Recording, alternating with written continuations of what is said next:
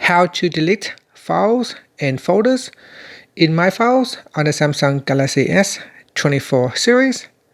First, tap on the home button to return back to the home screen.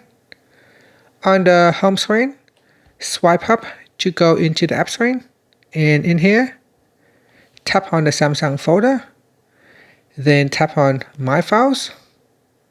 In My Files homepage, scroll down and open up a folder. So I'm going to go into internal storage, and then I'll go into documents. Now to delete files, simply touch and hold on one of the files. Then you can select more than one files. So select the files that you want to delete. So you can delete one file or multiple files at the same time.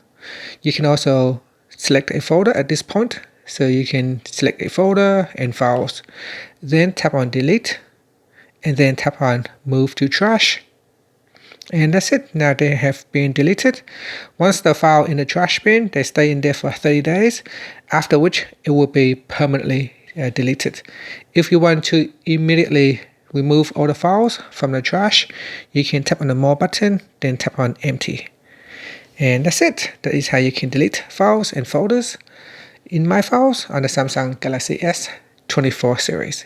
Thank you for watching this video. Please like and subscribe to my channel for more videos.